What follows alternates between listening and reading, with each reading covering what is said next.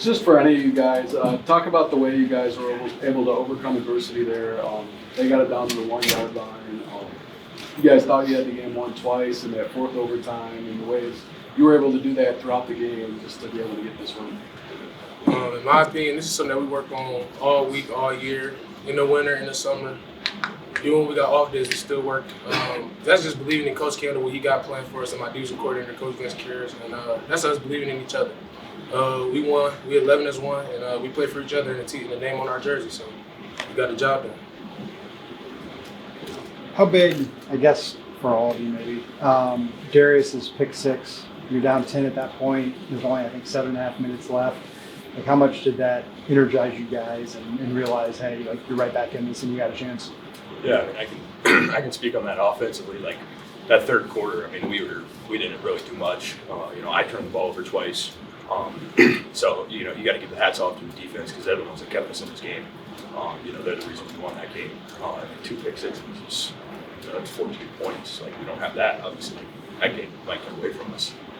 So, the momentum shift of that was huge. Tucker, I know you probably wish you had a better game at some point. Some throws got away from you, but every single time you needed to make a play, when it was just now or never, you made it. What was it about those moments? Yeah, I mean, just not making the moment bigger than what it was. It was when we got down into those later overtimes, like it's one play, to end the season there. And that's what the mindset was, is, just go out there, have fun, and, that's all it is. Once you guys got into the 2-point conversions, this for Tucker and Junior, and I mean, it's do or die at that point. Like, how tense are those moments kind of in the huddle on the field as an offense? As for the last play, I mean, Coach basically told us we work on this every week, which is true. I mean, it was short downs, team blitzes, all that stuff. I mean, we just come down to the details at that point, and I felt like we just wanted more. 4th and 1 is crazy. What did you think of the execution you guys had in those 2-point conversions? I mean, we went 4 for 4 on 2-point conversions in overtime. Like, that's statistically like almost impossible. So I mean, that's really, it's something we practice every week. We have a 2-point play period, like, so that's what it came down to. It's just, back to practice. Like, that's all it is. Darius, was playing in this game, I mean, you were a guy that people thought perhaps could opt out. Was that ever a decision for you, or how did you come to that choice? If you want to be honest with you, I ain't going to say I had a decision whether if I wanted to play or not. It was really just me going to Coach Kendall and him believing in me and in my ability to come out and play and take care of myself as well as I'm out there playing. But I just want to go out there with my brothers for one last time, one last game, and just go out there and get a win. Just for all you guys, people can say there's too many bowl games or bowl games don't matter, and then you see like what it means and the emotion and just the joy and the entertainment you guys just provided the country. Like, what would you say to somebody who says, bowl games don't matter? Yeah, like for us, like this whole week was a great experience. It's a week that we get to spend with our brothers. Like, we spent Christmas morning together. Like, when are you ever going to get the chance to do that again? So just the whole week is a great experience, and then. Like for us, like, we lose to Ohio and Akron at the end of the season. Like, you don't play in a bowl game, like, you have a bad taste in your mouth for a long time. So being able to come out here and get a win, like that gives us momentum going into next year. I wanted to ask about that for you two guys. You beat 2 power conference teams this year. You're one of 3 teams in the country that did that. And then to win your last game, beating Pitt, an ACC team, what does this do for like the month of January when you start winter workouts, spring practice, all that kind of stuff, and the momentum? I'll speak on that. I mean, that's a standard. That's a standard. I mean, that's what it is. You gonna come to Toledo, you're gonna work hard. So I mean, I feel like that was just a standard. I mean, people know in Toledo, they play Toledo, we're gonna come up and show, we're gonna come out and play. I mean, for us, that was just a standard, going out playing, doing what we do. Darius, you pick six kind of swung the game back your way. How big did your eyes get as you kind of saw the open field there? My eyes really got real big, to be honest with you. I actually was staring down the quarterback, and he was just staring down the receiver, so I just ended up jumping the route. I picked it up, and I just went home with it. When did you realize that, oh man, let go? When I caught the ball. I know Tucker kind of touched on it, but to the other two, like emotional, like kind of as in a game like this where like momentum swings are gigantic, just kind of how do you like weather the storm throughout this game, and obviously in overtime where it's just like pressure. I think the most I can say on that is just communicating with your brothers, with your coaches, with everybody. Just keeping poised and staying focused. We know what was at task and what we had to do, and we just put our head down and work.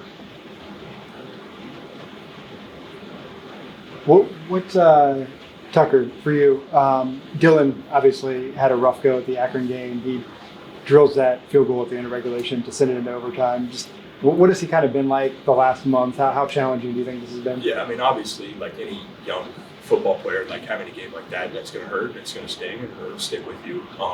But I think he did a really good job of staying in there and just kept going.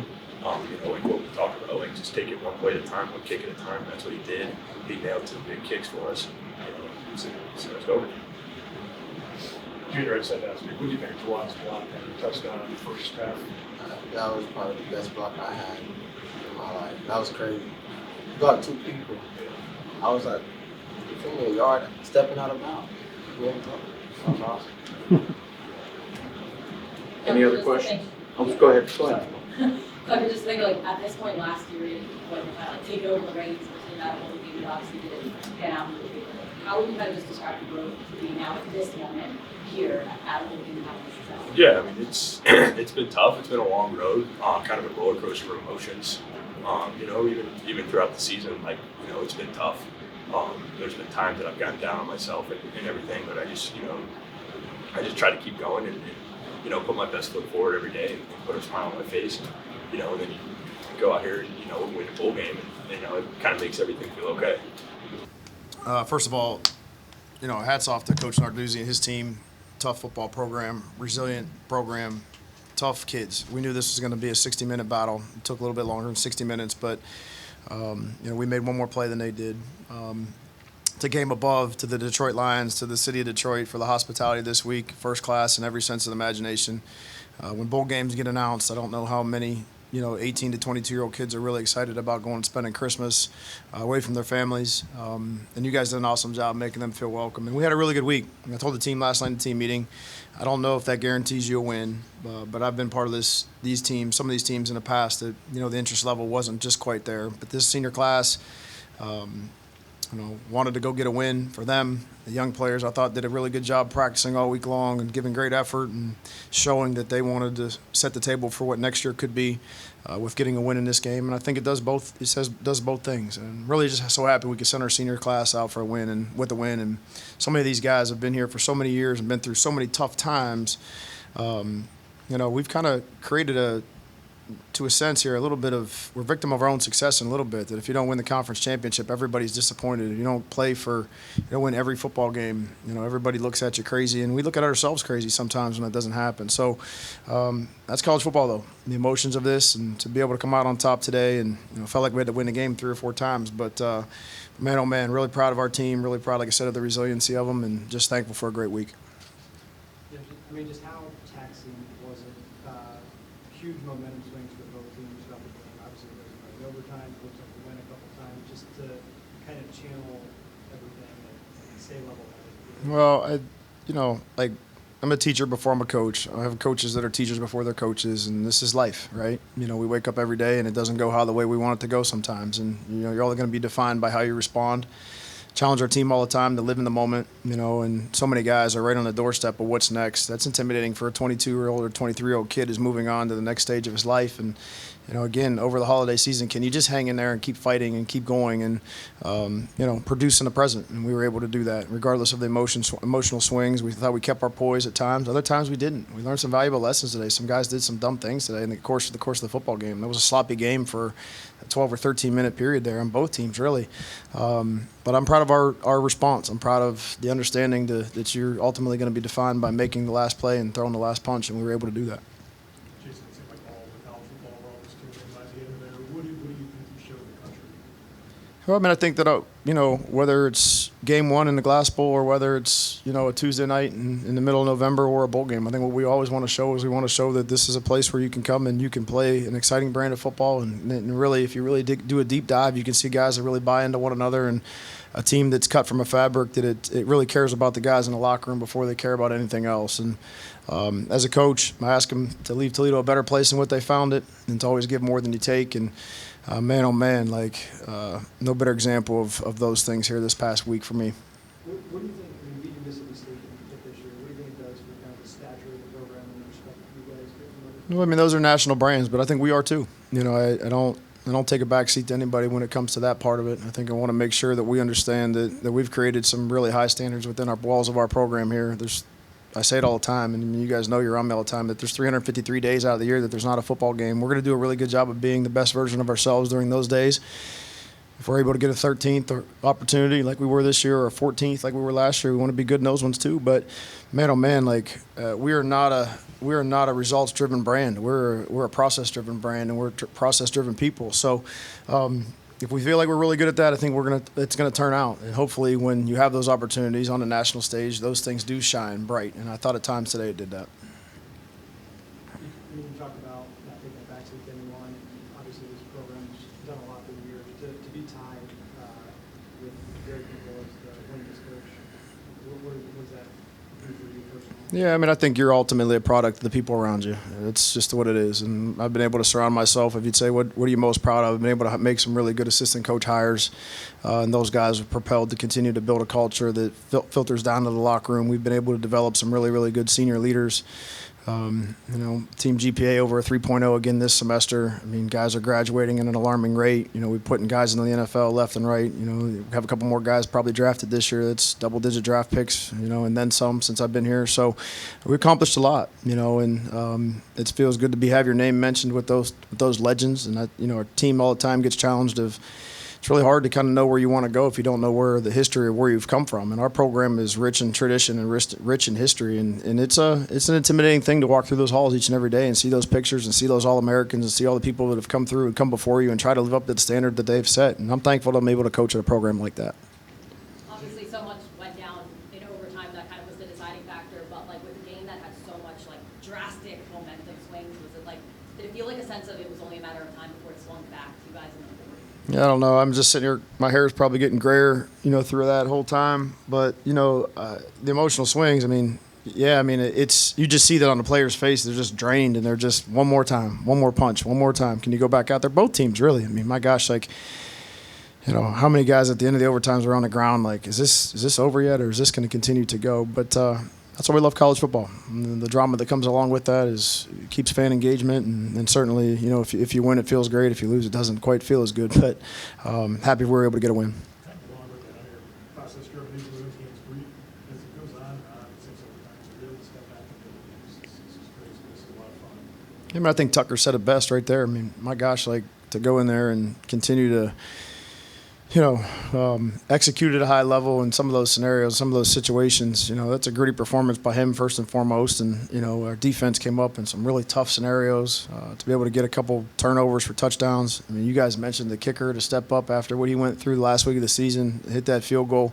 Huge moment for him. And I think we ask all the time, we always ask players to believe in the coaches, but rarely do you have opportunities through the course of a game for the coaches to believe in the players, and for those guys to come through when the coaches believe in them, that's huge moments for them, and it's great for our program to build that type of confidence. So, again, just happy for our seniors, happy for our team to come out with a win. Man, oh man, I don't know. I don't know if we got any more. We'll have to go back to spring practice see if we can figure out some more.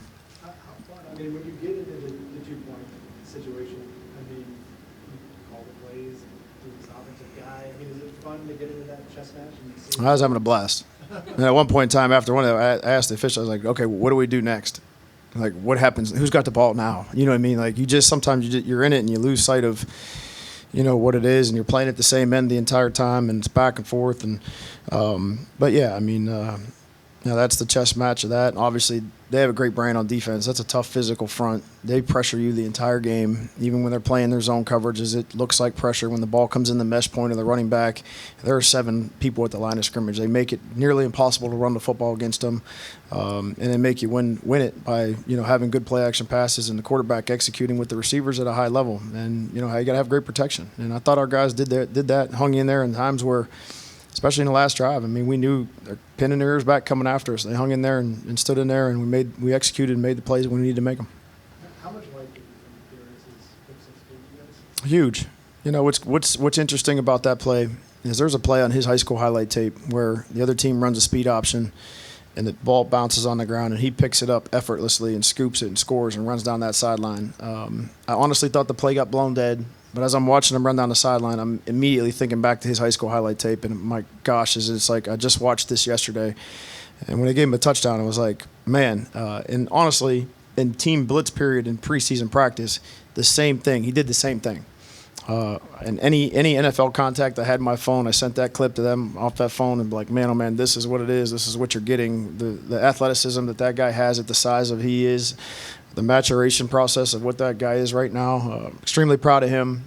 In a world where everybody opts out of bowl games, that guy's going to be a draft pick. He stands in the fight the entire time. I don't know how many plays he played, but he wasn't coming out. We put him in on offense. He's in there blocking a tight end for a goal line play. We had a couple package plays for him that way. So just really happy that he was able to finish it off the right way, just as he said, with his guys. And, great feeling for him, great feeling for the Rockets.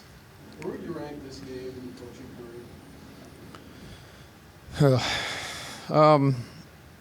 I think anytime there's a special moment for players, it always goes right up to the top. And then the next one's always the best one. And just because you're so invested in the kids in the locker room, the emotion is so raw and it's so real and it's so, in your face. So, super happy for those kids. And man, oh man, there's some tough hombres in there that I'm going to miss here. And, we're going to have to work like crazy here in the next couple months to replace some of those guys. But, pretty high up there, and certainly right now in my mind it's number one. As far as just the amount of adversity you guys faced in the game, it would have been really easy for the guys to give up. Talk about what it says about the strength of your program to fight through that and still come out with a win. Yeah, I think that we talk about these things in January. Often get asked, like, you're never going to see me on ESPN giving a locker room speech. The coaches get asked every time. I say no every time because it's boring. You're not going to hear anything motivating from me prior to the game because this is what we say every single day since January. So it's not in a moment, like, this is just process. This is who we are. This is how we train. This is how Coach Boucher gets these guys ready to go play. And sometimes it doesn't go your way. The ball doesn't bounce your way, and thankfully for today, for us, in some key moments it did. And, like I said, really proud of our guys for hanging in there for the whole fight. Time for one more, maybe. Were you afraid at all after the first time you thought you won? And like everyone goes out there. I saw you pumping this and everything. Were you worried emotionally about having to then stop them again on that play? Or you called a timeout. I called a lot of timeouts. I think that, you got to, again, you trust your kids, you trust your staff. I call the plays on offense. So some of those times you got to get yourself back poised and back in the moment to get the next play call because you got to have the next thing ready and you got to make sure everybody's on the same page because it's do or die at that point in time. So, I don't get too emotionally charged up very often. I'm kind of even keel how it goes because I think that the attitude of the coach the players take on the attitude of the coach. And, if I can't stay poised and I can't stay composed in tough moments, it's really unfair to ask our players to do that. So try to stay level-headed as possible, get the next play, do my job that I can have an impact on the game and trust our team and let our players go make the plays to win the game.